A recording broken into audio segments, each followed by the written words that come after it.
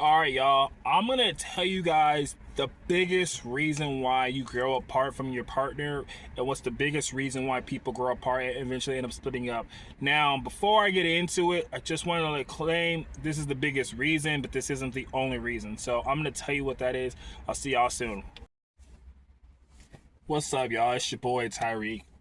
Now, I'm going to tell you guys the biggest reason on why you usually grow apart and eventually end up splitting up. And like I said, this is the main reason usually, but it's not the only thing that can happen. You know what I mean? There's plenty of other reasons why people split up all the time, and I'm gonna discuss those in different videos. But I'm talking about statistically, if you look at the research, the biggest reason why people split. So that's specifically what this video is about today.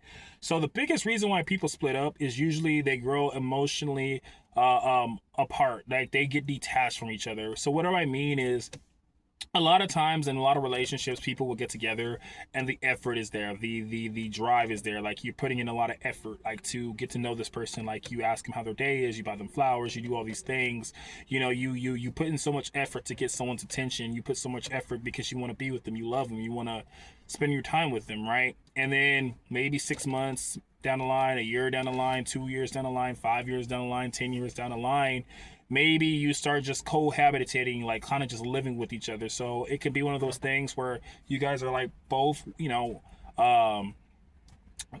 you wake up, you both go to work, you come home and like maybe you're on a TV watching TV and she's cooking and you're not really spending time with her and she's not really talking to you and you're not really getting to know like what's going on with her day. Like you're not asking her how her day is, or is she in a good mood, is she in a bad mood, like, you know what I mean?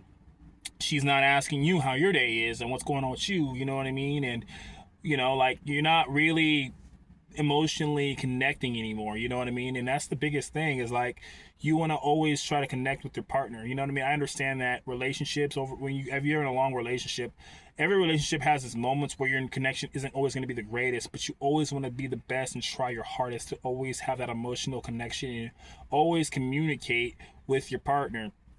The thing is the person that fell in love with you when you first got with them is gonna change in 5 years if you're still with them, and so will you. So the person that you were with in 5 years, she's gonna be a very different person. She's gonna be in a different spot in her life, just like you are, right? And if you aren't constantly communicating with her, asking how her day is, and just watching her evolve, you're gonna wake up one day, you're not even gonna know who that person is. You're gonna be like, who is this person? I don't know this person, because you eyes aren't connecting and emotionally talking and communicating enough, you know what I mean? And you're gonna wake up one day and be like, I don't know who this person is, this isn't the person I met.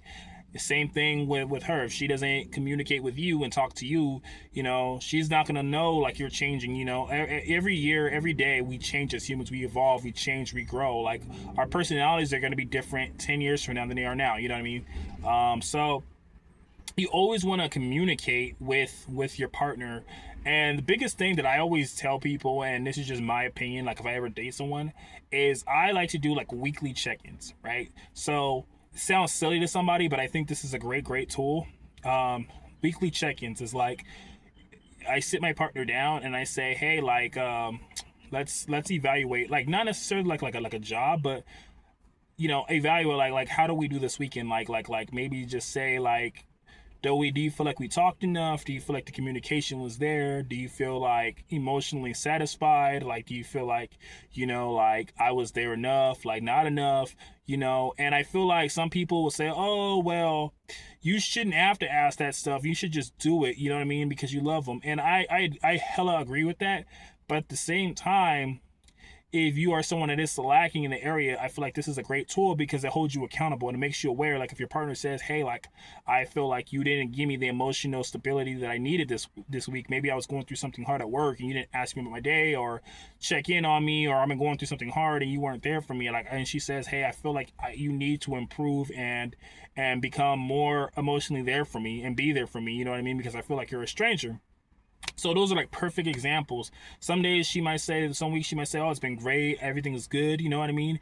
And it's just a way for you guys to check in with each other. And the great thing about having these discussions also is, as the years and years grow, you guys are going to evolve as people. So as she grows and she changes who she is, like, you're gonna grow, you're gonna change too, and you're gonna always be in line because you guys are kind of changing together and growing together, versus someone, she changing and you're not really realizing she's changing, and then, you know, one day you wake up, you don't know who she's with.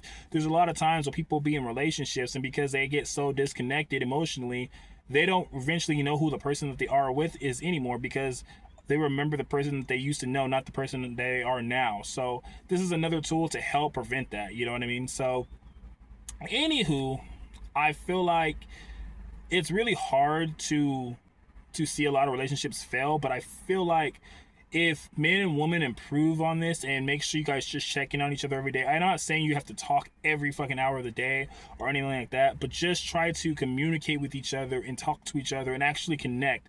Even if it's a busy day of the work week, try to sit down and have dinner together, like, you know, and just have a meal and just check in with each other, or do something small together at least once a day and just have a conversation, you know what I mean?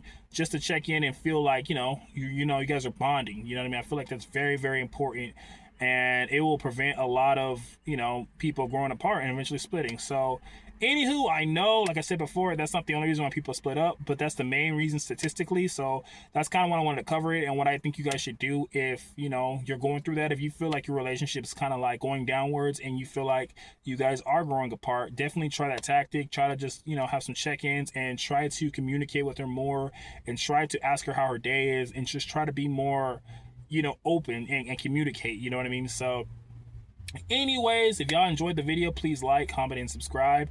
And this has been your boy Tyreek, and I will see y'all in the next video. Peace.